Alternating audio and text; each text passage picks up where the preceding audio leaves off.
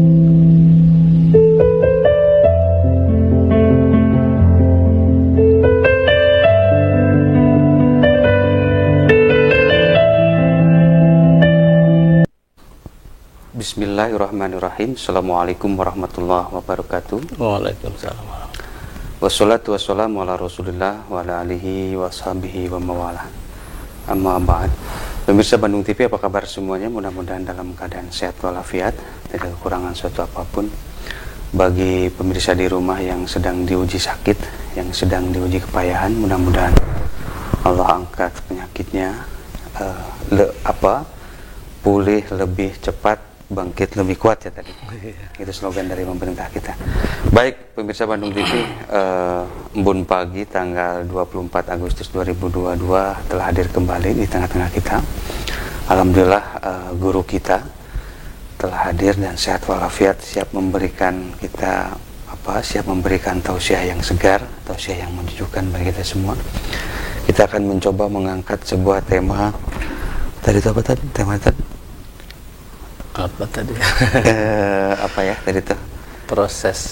proses menuju keindahan ya tadi. Iya. Insya Allah nanti kita akan coba bahas itu. Kita langsung aja, silakan. Siap. Baik, Bapak Ibu semuanya, pemirsa Bandung TV dimanapun berada, Assalamualaikum warahmatullahi wabarakatuh. Alhamdulillah wa syukur ala ni'amillah. Asyhadu an la ilaha illallah wahdahu la syarikalah wa asyhadu anna Muhammadan abduhu wa rasuluh. Allahumma shalli ala sayyidina Muhammad wa ala alihi wa sahbihi ajmain. Amma ba'du, fa ya ayyuhal hadirun usikum wa ya bitaqwallah faqad fazal muttaqun. Hadirin kaum muslimin, Bapak Ibu pemirsa Bandung TV yang dirahmati Allah Subhanahu wa taala. Pertama-tama marilah kita panjatkan puji dan rasa syukur kita kepada Allah Subhanahu wa taala. Alhamdulillah saya bersama Kang Agung masih bisa menemani, masih bisa menjumpai Bapak Ibu di acara Embun Pagi Islam Memberikan Solusi. Mudah-mudahan Bapak Ibu semuanya dalam keadaan sehat selalu, selamanya dan seterusnya. Khusus buat Pak Muhtar Holid yang sekarang sedang beranjak sehat, mudah-mudahan segera dan secepatnya kembali disembuhkan seperti sedia kala. Allahumma rabbana sa'bil ba'sya asfi yang tasafi la sifa ila sifa ukasifa la yugadiru saqama. Selanjutnya salat serta salam semoga tetap tercurah limpah kepada junjungan alam, panutan sepanjang masa Rasul Karim Muhammad sallallahu alaihi wasallam. Hadirin kaum muslimin, Bapak Ibu jamaah rahimakumullah, pada kesempatan pagi hari ini kita akan membawa tema tentang apa tadi? Ada proses yang hebat menuju tujuan yang indah tadi. Itu ya. Bapak Ibu semua yang dirahmati Allah Subhanahu wa taala, seberapa apapun pencapaian seseorang atau seseorang mencapai puncak pencapaiannya atau kegemilangannya, itu ternyata bisa hadir, bisa diwujudkan dan atau bisa diperoleh tentu dengan rumus hidup yang meyakinkan. Apa rumus hidup yang meyakinkan itu? Satu diantaranya adalah kerja keras. Seseorang yang berkeinginan satu dan keinginan lain tidak akan terwujud keinginan tersebut tanpa didahulukan kerja keras. Jadi harus kerja keras, banting tulang, peras keringat. Kemudian yang kedua, ketekunan. Harus tekun, ulet, dan itu tekun serta ulet itu adalah contoh orang tua dulu, termasuk guru-guru kita dan bahkan di dalamnya para pahlawan kita. Dengan ketekunan, dengan keuletan, apa yang mereka perjuangkan insya Allah membawa kepada keindahan, gitu ya.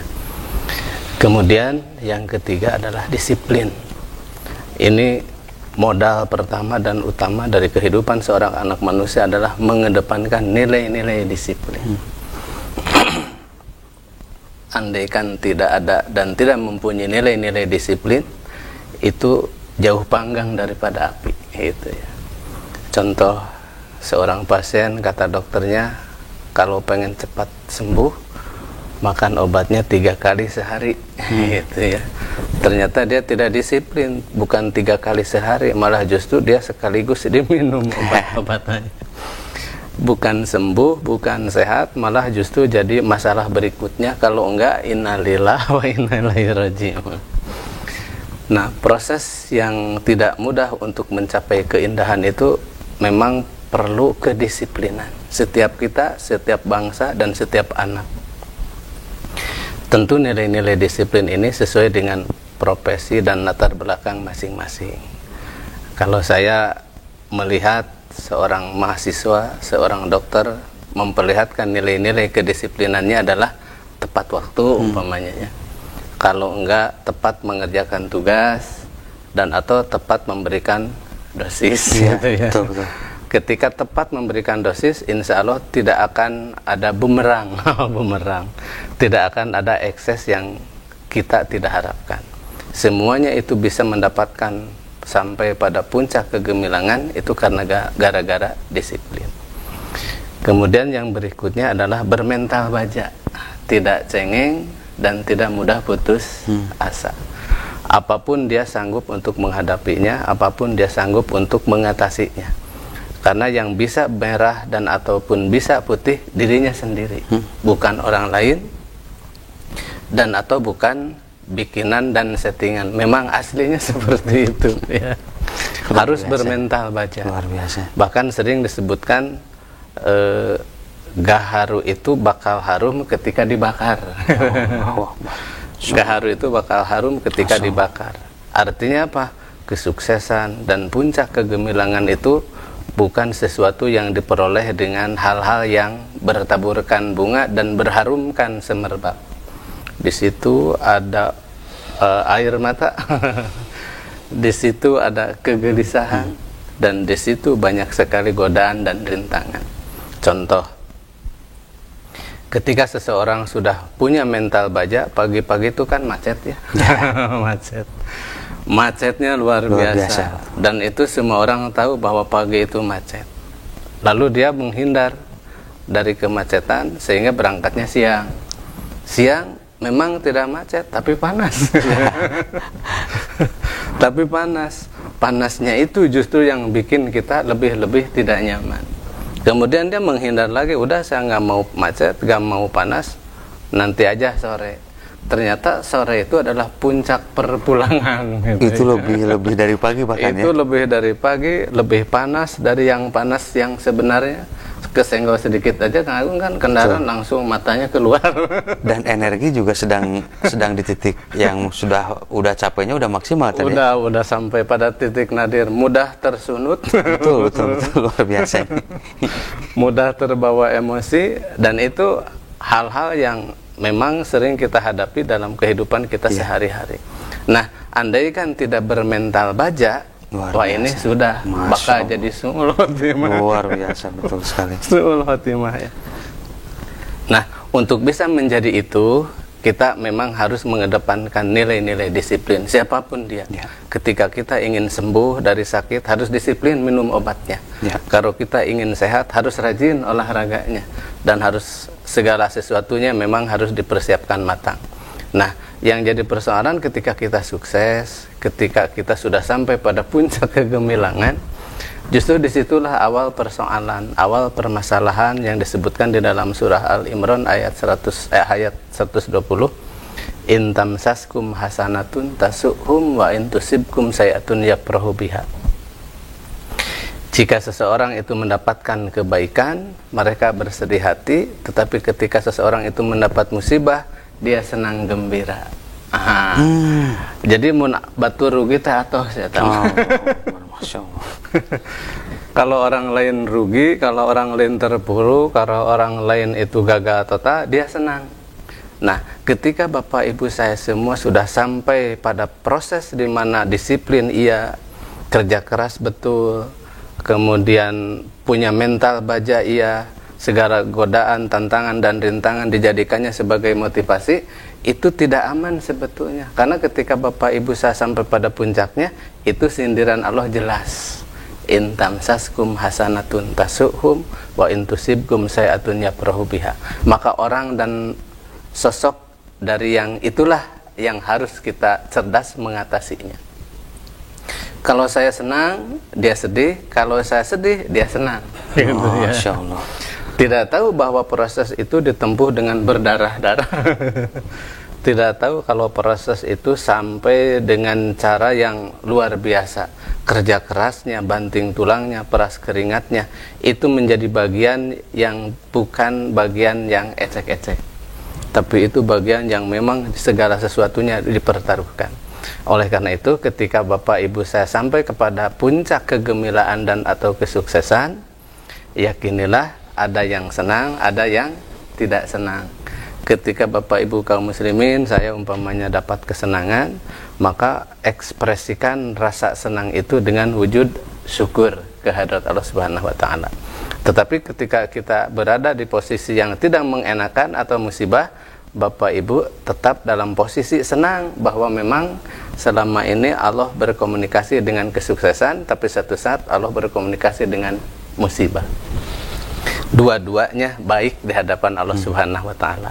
Nah, ketika kita sudah berhadapan di hal yang sama itu, maka disitulah kedewasaan kita dalam bertindak, kedewasaan kita dalam beragama menjadi sesuatu yang dipertaruhkan. Sukses, alhamdulillah. Belum sukses, barangkali ada sesuatu dan jadwal berikut yang menurut Allah itu lebih baik dan lebih berkah.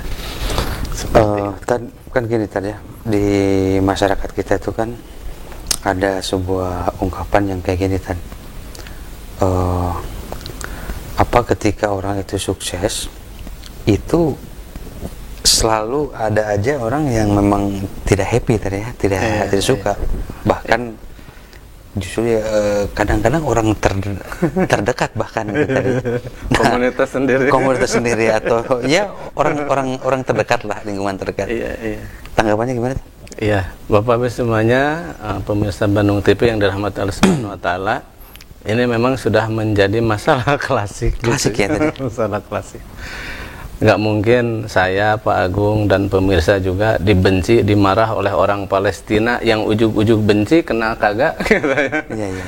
Bertemu pun nggak pernah tiba-tiba marah, tiba-tiba benci. Pasti yang bakal hal itu terjadi adalah orang-orang di mana lingkungan kita berada. Nah, untuk hal semacam ini sekali lagi kedewasaan kita luar biasa. Itu diuji betul-betul. Luar biasa.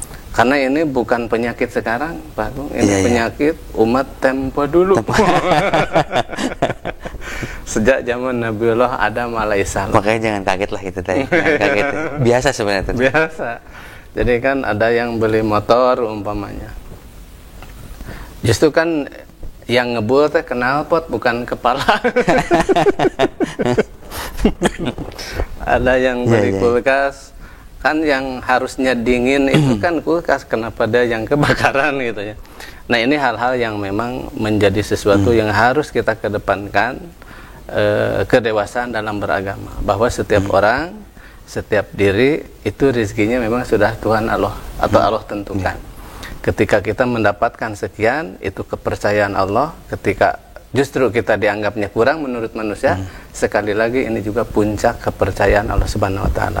Ketika sampai pada kegemilangan dan puncak pencapaian, maka itulah yang harus menjadikan kita sebagai sosok yang rendah hati. Tidak congkak, justru kita di situ rendah hati di hadapan manusia, rendah diri di hadapan Allah Subhanahu wa taala. Tapi sosok sempurna Nabi Muhammad pun yang luar biasa sempurna gitu ya. Iya. Ada saja orang tadi ya. Kalau seandainya kita jadi ini, apalagi kita ini tadinya mungkin jadi kalau kita mengabaikan itu hal yang gitu juga di satu sisi kita juga perlu juga tuh ya, daripada kita ikut mikirin gitu kan. Iya. Iya, jadi ketika berhadapan dengan masalah ini Bapak Ibu semuanya, kita kembalikan kepada nilai-nilai baiknya kita dalam beragama. Bahwa nilai-nilai baiknya kita beragama itu satu diantaranya hindarkan prasangka. Ya, harusnya apa? Berbaik sangka. Jangan berprasangka buruk, tapi harus berbaik sangka. Jadi ketika kita mendapatkan karunia seperti ini, itu memang harus ditanggapinya sebagai sesuatu yang baik, dan itulah puncak kasih sayang Allah terhadap diri kita dengan seperti itu. Nah, ketika ada satu dan lain hal di mana kita sering menyaksikan bahkan sering mengalaminya, itulah yang diungkapkan Allah di dalam surah apa itu, wa alaisal insana illa masa, bahwa manusia itu mendapatkan sesuatu sesuai dengan usahanya gitu ya. Jadi kalau usahanya bagus, insya Allah relatif berakhir dengan bagus. Kalau usahanya maksimal, relatif insya Allah hasilnya juga maksimal. Tapi kalau tidak ada kerja keras, tidak disiplin, tidak tekun, tidak punya mental baja, tantangan dan godaan malah justru menjadi kita terpuruk gitu ya. Nah, itulah justru yang menjerumuskan seseorang dan orang lain ketika dia berharap satu dan lain hal itu hanya hanya di awang-awang gitu ya. Hanya mengumpulkan umpama jikalau misalnya gitu. Umpama jikalau misalnya. Nah, tidak ada action dan tidak ada usaha. Harusnya dia melakukan potensi yang ia miliki. Dan ketika dia mampu menggunakan potensi yang ia miliki, contoh seseorang dengan anggota badannya sekaligus indranya mendapatkan berbagai macam aset yang telah Allah berikan kepada kita, umpamanya rambut ya. Dengan cara berpikir keras, disiplin, tekun, ternyata dari rambut aja orang bisa jadi miliuner gitu ya. Jadi jutawan, bahkan disegani dengan kekayaannya yang melimpah ruah. Kenapa? Karena dari rambut itu, orang yang kreatif itu dia bisa dan mampu menciptakan alat pembersih rambut, namanya apa? Sampo gitu. Oh ya. Sampo ini dengan berbagai macam merek, jenis dan lain sebagainya, itu dengan rambut orang sudah meraup keuntungan yang luar biasa, bertubi-tubi, bahkan masuknya nggak sedikit. Belum lagi jual ke sana, belum lagi jual ke sini. Dan pangsa pasar yang paling potensial dengan jumlah penduduk paling banyak, salah satunya adalah di Indonesia. Berapa botol, berapa liter, berapa juta liter itu sampo terjual setiap harinya. Padahal dari mana? Dari rambut. Ternyata dari rambut juga orang bisa berpikir kreatif berikutnya dengan kerja keras. Apa yang ia pikirkan? Bahwa rambut itu harus variasi, rambut itu harus berwarna, dikasih pewarna rambut buatan. Ada yang warna oranye, ada yang warna putih, lambang Persib ya. laku keras, kamu lamun Persib final. Nah, ketika dia mendapatkan pewarna rambut dari yang tadinya rambut yang ada dalam kepala kita, justru dari aset yang ia miliki, jual pewarna rambut itu sangat menjanjikan. Kok bisa ya? Bisa sampai pada puncak kegemilangan, sampai pada puncak kegemilangan. Kenapa sampai pada puncak kegemilangan? Di situ ada mental baja, di situ ada kerja keras, di situ ada disiplin, dan ternyata rambut berkah tersendiri bagi pewarna buatan gitu ya. Luar biasa. Belum lagi yang lainnya, umpamanya kan di rambut itu banyak satu dan lain hal kehidupan binatang liar. Ya. Orang juga berpikir keras, kalau diambil satu persatu pakai tangan nggak mungkin dapat semuanya. Maka dengan ikhtiar, kerja keras sekaligus penerawangan gitu ya, akhirnya terciptalah sisir kerap. Ya. Oh iya. Sisir kerap itu sebuah petualangan yang luar biasa bagi mereka yang bermasalah dengan rambut dan kutu berikut kawan-kawannya.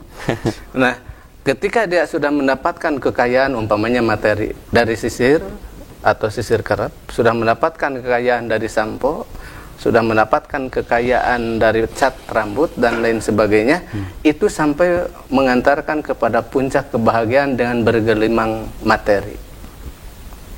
Nah, ketika sudah bergelimang materi, intam saskum hasanatun tasuhum wa intusibkum sayatun yaprahu biha. Di lingkungan di mana saya Bapak Ibu berada, pasti ada orang yang tidak senang dengan dengan kekayaan yang melimpah ruah itu. Tetapi ketika Bapak Ibu bisnis rambutnya justru terpuruk, dia bakal tepuk tangan dan senang gembira. Masya Allah. Wa alaisal insana illa masa. Bahwa manusia itu memperoleh sesuatu sesuai dengan usaha dan ikhtiarnya masing-masing. Artinya kan, kalaupun nanti kita sukses, baik sukses ya yang kita lihat ini adalah kita sukses dunia lah gitu dia. Iya. Terlihat. Padahal juga itu juga masih belum cukup tadi ya. Belum cukup dan juga artinya belum cukup bagi orang sekitar kita ya, dalam artian selalu saja ada nada-nada miring. Nanti kita akan coba lanjut lagi ya. Baik pemirsa di rumah, masih kita akan coba lanjut lagi karena ada beberapa info yang akan Ustadz sampaikan. Kita akan coba lanjut lagi setelah kita melihat beberapa pesan berikut ini. Silakan.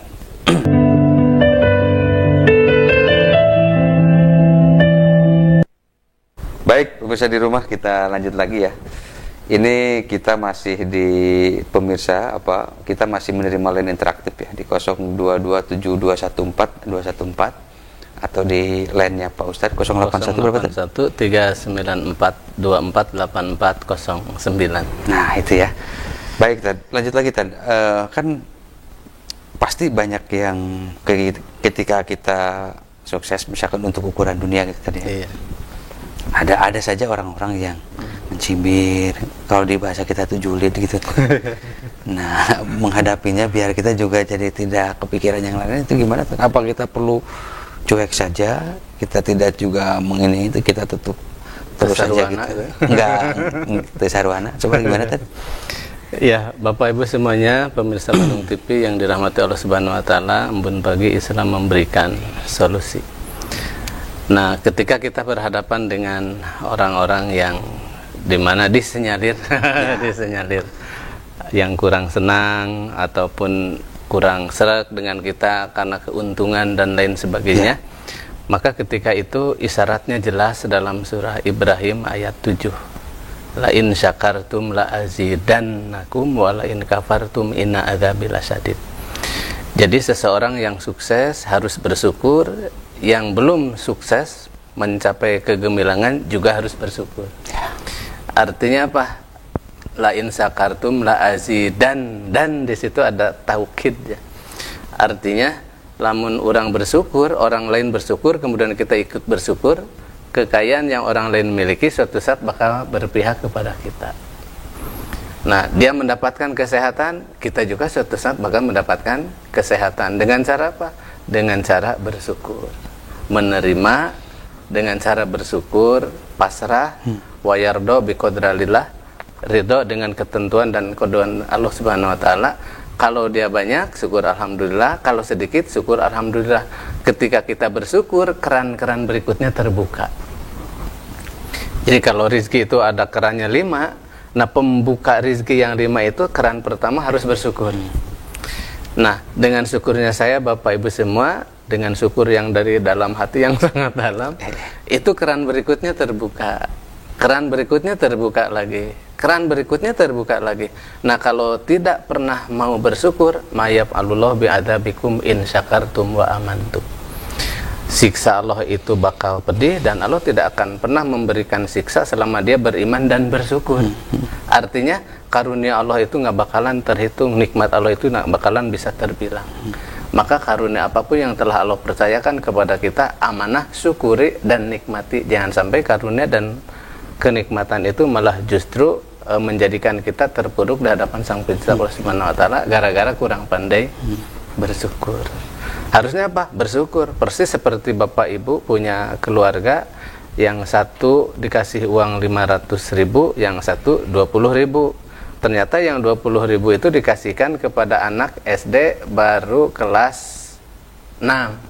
Yang 500.000 dikasihkan kepada anak mahasiswa di semester akhir. Maka perpennya sama sebetulnya. Cuman makomnya pada saat itu disesuaikan dan Allah Maha tahu gitu ya. Nggak mungkin Allah memberikan sesuatu dan makom yang di luar kemampuan dia.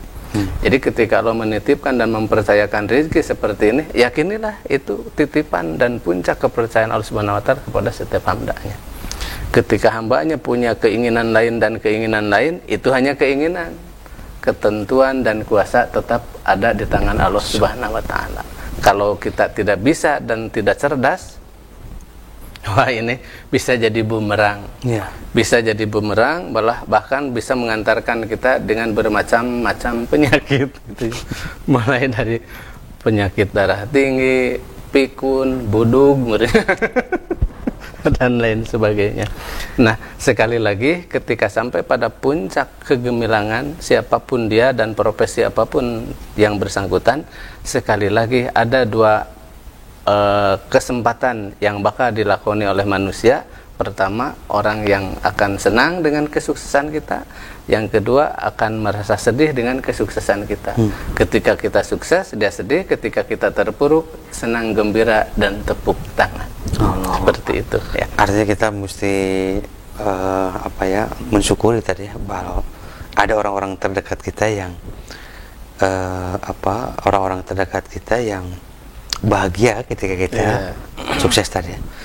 Baik, saya akan coba bertanya gini, Tad.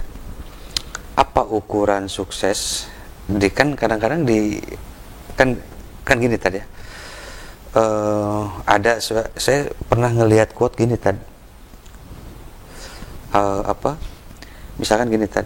Quote-nya tuh gini. Kalau ukuran kamu mencari dunia yang tidak terbatas, katanya. Jangan-jangan apa yang kamu idolakan itu bukan Nabi Muhammad, katanya. Nah, ini gimana? Kan zaman sekarang itu trennya gitu, Tad. Kalau nggak kaya tidak mulia gitu, Tad. Iya. Artinya memang harus terlihat kaya gitu, Tad. Terlihat kaya, terlihat ada, dan terlihat sempurna gitu ya. Terutama memang bagi kaum milenial itu ya harus tampak. Ini gimana, Tad, tanggapannya, Tad? Iya. Bapak Ibu semuanya yang dirahmati Allah Subhanahu wa taala, Embun Pagi Islam memberikan solusi. Nah, Rasulullah SAW menyebutkan, jika kalian berada di waktu sore, jangan menunggu di waktu pagi, gitu ya.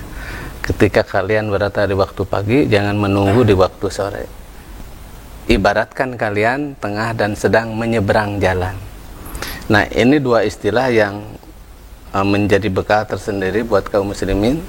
Artinya ketika Bapak Ibu saya berada di sore hari, maksimalkan itu kesempatan sore untuk meraih keuntungan, untuk meraih popularitas, untuk meraih kesuksesan dan kegemilangan, silahkan. Tapi untuk meraih itu semua jangan diesokkan, gitu ya. Nanti ajalah pagi. Nah, Rasul mengingatkan, kalau kau berada di waktu pagi, jangan menunggu di waktu sore. Artinya kesempatan yang ada di pagi maksimalkan. Kesempatan yang ada di depan mata itu dimaksimalkan aja ya. Iya. Di depan mata yang jelas-jelas sudah yang real gitu ya. Yang real. Nggak ngawang gitu ya. Nggak ngawang. Maksimalkan kesempatan itu, karena kesempatan jarang dua kali. Pagi bisa ada peluang buat saya Bapak Ibu semua. Tapi belum tentu di sore peluang itu berpihak kepada kita. Maka ketika ada kesempatan dan peluang, entah itu di pagi sore, entah itu di siang hari, Bapak Ibu saya semua, tidak ada kecuali embat saja, gitu ya. Perkara sukses, mencapai apa yang kita inginkan, itu rahasia Allah Subhanahu wa taala. Kita hanya berusaha dan berikhtiar. Artinya memang tidak ada garansi khusus dari Gusti Allah kalau gini itu pasti berhasil tadi ya. Karena selalu di ujungnya itu mudah-mudahan beruntung ya. Iya. Tapi memang harus, artinya tadi yang Ustadz tempat bilang itu, Allah akan melihat usaha kamu ya, sampai sejauh mana usaha kamu, nanti mudah-mudahan dari usaha itu beruntung itu tadi ya. Artinya memang tidak ada ukuran baku yang, apalagi Gusti Allah punya hak prerogatif. Kalau belum tentu juga, dalam artian apa yang kamu upayakan, usahakan itu sesuai apa yang kamu inginkan gitu tadi. Iya. Coba tadi gimana tadi? Iya. Jadi di situ ada ikhtiar, di situ ada usaha. Bantuan dan pertolongan Allah itu bisa hadir dan terpancing ketika ada usaha dan ikhtiar. Persis dalam sejarah itu dicatat utuh dalam tinta emas bagaimana istrinya Nabi Ibrahim itu siapa itu? Siti Sarah ya. Siti Sarah.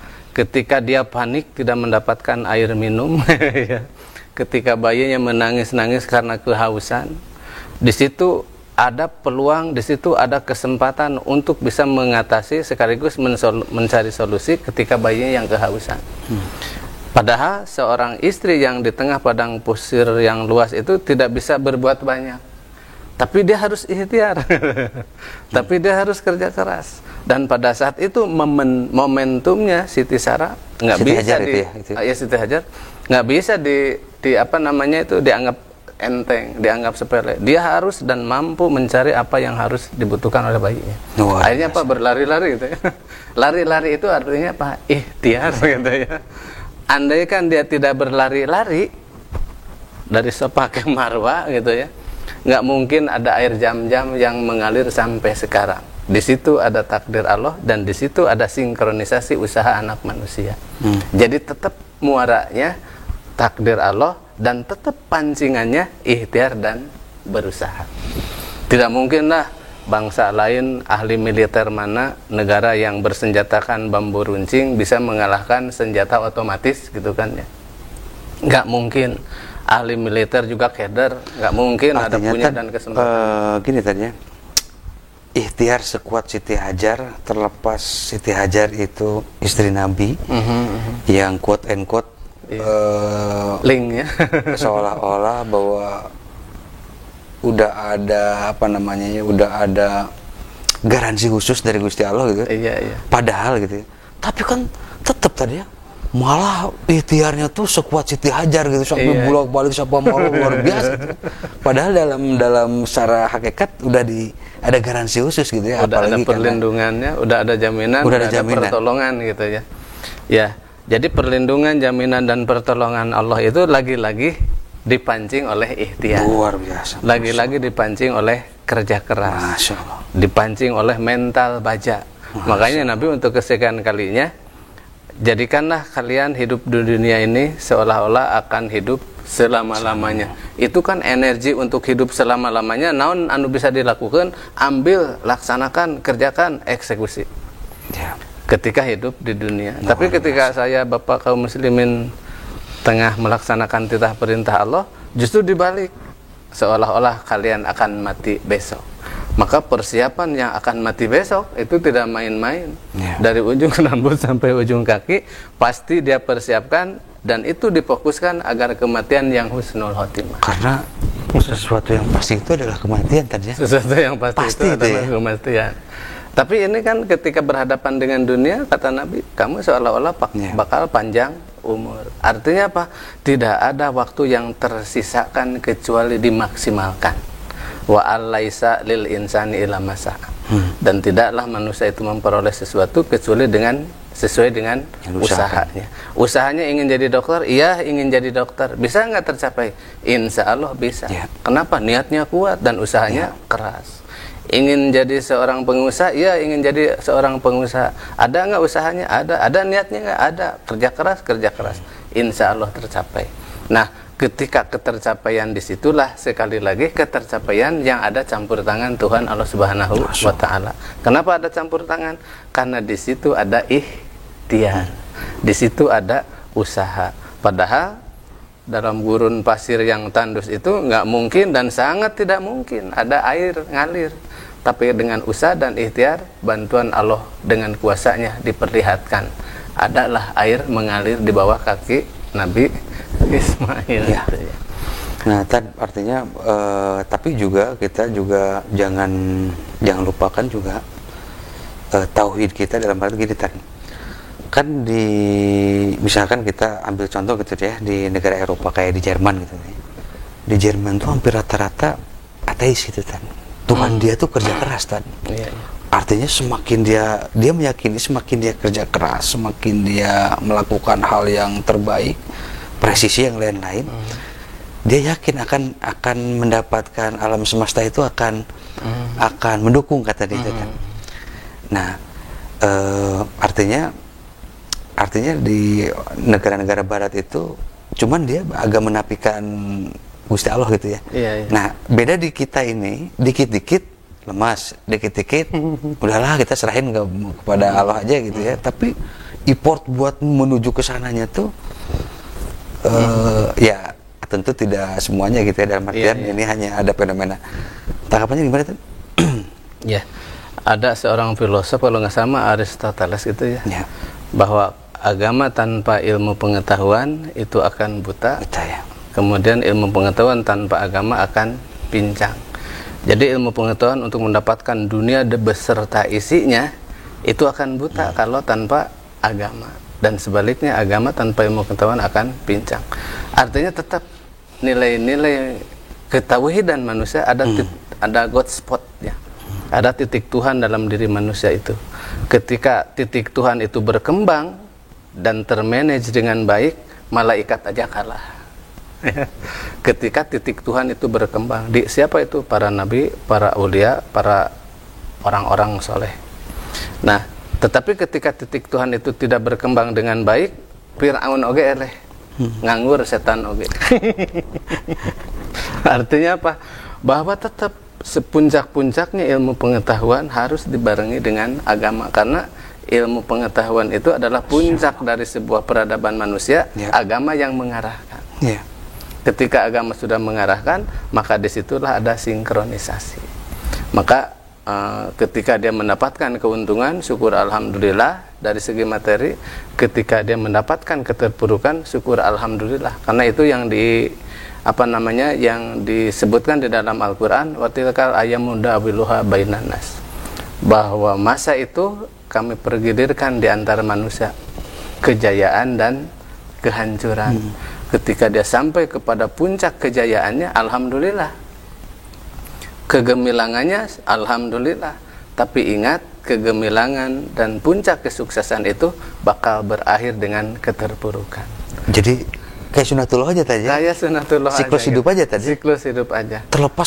Terlepas kita apa yang kita upayakan, apa yang kita impikan, apa yang kita niatkan, tapi pada satu waktu nanti tuh juga akan gitu lagi juga tadi. Gak akan gitu lagi juga. Siapapun dia yang para pelakunya, rumusnya tadi, kerja keras, banting tulang, mental baja, godaan dan rintangan dijadikannya sebagai motivasi. Ini terlepas agamanya apa. Jika konsisten dengan itu, dia bakal mendapatkan relatif keuntungan. Tapi siapapun itu, kalau dia lengah dengan tidak adanya kerja keras dan disiplin, insya Allah bakal selamanya terpuruk. Maka ketika kita berada di situ, berada di puncak, entah itu yang non muslim, entah itu yang beriman ataupun tidak, pasti dia bakal sampai pada puncak benderanya. Kenapa? Karena dia mengedepankan kedisiplinan, dia mengedepankan kedisiplinan, kerja keras lain sebagainya. Ketika hal itu dan kebiasaan itu diambil oleh orang-orang lainnya, maka keberpihakan kesuksesan pun akan segera. Luar biasa. Persis seperti siapa itu, B.J. Habibie kalau nggak salah ya. Ketika saingannya di Jerman kuliah, kenapa dirimu suka nilainya bagus-bagus aja, saya tidak kekejar. Kata orang yang di luar muslim itu, dia bilang, saya tiap malam bangun jam 1, kemudian saya berpantare seluruh mata kuliah saya hafalkan, dan dari situlah seluruh apa yang saya cita-citakan dengan nilai yang excellent terwujud. Kata B.J. Habibie, kalau orang muslim bukan hanya berpantarai, tapi dia langsung bertahajud, berkomunikasi dengan Tuhan Allah Subhanahu wa Ta'ala. Ketika sukses, alhamdulillah. Tidak sukses, itu kepercayaan Allah Subhanahu wa Ta'ala. Jadi bakal diputar kejayaannya, kehancurannya, betul. Ketika bangsa Indonesia dijajah oleh kaum imperialis dan kolonialis, dia sukses menjajah bangsa Indonesia. Kenapa? Dalam sistem penjajahannya dia disiplin. Dia kerja keras, dia banting tulang. Untuk apa? Untuk mencaplok dan menguasai negara kesatuan Republik Indonesia.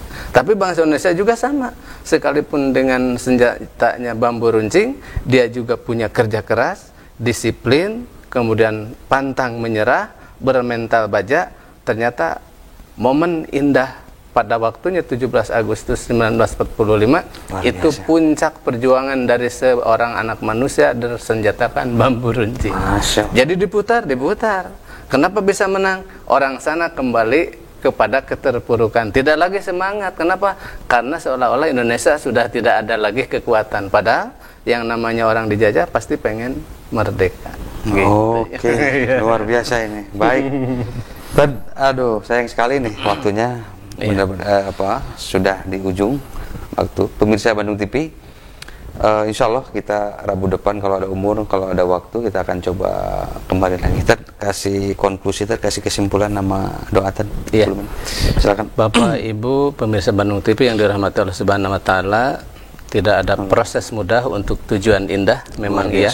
Persis seperti yang dilakukan oleh sang Nabiullah Nuh alaihissalam ketika beliau disuruh untuk membuat perahu oleh Allah Subhanahu wa Ta'ala. Nabi Nuh bilang, dari mana bahannya? Nabi Nuh bertanya, kemudian Allah menjawab, kau yang tanam pohon. Padahal seorang nabi tinggal berdoa, pohon ada, bahan-bahan tinggal dipakai. Ternyata malah justru harus tanam pohon. Itulah ungkapan latar kabun atau bakon antobakin, bahwa manusia itu hidupnya sesuai dengan proses-proses berikutnya. Luar biasa. Ada yang miskin, ada yang kaya, asal kerja keras insya Allah kaya. Ada yang pengen masuk surga, ada yang husnul khotimah, kalau kerja keras insya Allah ada peluang ke situ. Bapak Ibu semuanya yang dirahmati Allah Subhanahu wa taala, banyak sekali kekurangan saya, mohon maaf saya. Itu hanya untuk saya khususnya bersama Kang Agung. Ya, sama-sama. Dan yang lainnya juga yang menyimak, terima kasih dari awal sampai akhir. Insya Allah di Rabu yang akan datang, kalau ada umur panjang, kita kembali bisa berjumpa. Selanjutnya mari kita memohon kepada Allah, mudah-mudahan pada kesempatan pagi hari ini selamanya dan seterusnya Bapak Ibu saya semua dilindungi oleh Subhanahu wa taala, diberikan kekuatan serta rezeki berkah melimpah ruah. Amin ya Allah ya Rabbal Innallaha malaikatu yusholluna 'alan nabi ya ayyuhallazina amanu shollu alaihi wasallimu taslima. Allahumma sholli ala sayyidina Muhammad wa ala alihi washabbihi ajmain. Alhamdulillahirabbil alamin hamdan na'imin hamdan syakirin hamda yuwafi ni'amahu yukafi mazidah. Allahumma lakal hamdu kama yanbaghi li jalali wajhika wa adimi sultanik. Allahumma ighfir lil mu'minina wal mu'minat wal muslimina wal muslimat al ahya minhum wal amwat bi rahmatika ya arhamar rahimin. Allahumma inna nas'aluka maulaji wa khairal mahraji bismillahi walajna wa bismillahi kharajna. Allahumma ighfir lana dzunubana wa wasilana fi darina hada. Allahumma salimna wa salim dinina wa salim amwalana wa salim ajsadana min bala'id dunya wa adzabil akhirah. Rabbana akhrijna mukhraja sidqi waj'al lana min ladunka sultanan nasira. Rabbi inni la amliku illa nafsi wa akhi fapruk bainana wa bainal qaumil fasikin. Rabbana atina fid dunya hasanah wa fil akhirati hasanah wa qina azabannar. Subhana rabbika rabbil izzati amma yasifun wa salamun al mursalin walhamdulillahi rabbil alamin. Terima kasih. Assalamualaikum warahmatullahi wabarakatuh. Baik pemirsa di rumah, insya Allah kita akan ketemu kembali di Embun Pagi Rabu depan ya. Kalau kita sehat, kalau kita ada umur. Mohon maaf banyak kesalahan, banyak kealfaan. Wabillahi taufiq wal hidayah. Assalamualaikum warahmatullahi wabarakatuh. Waalaikumsalam.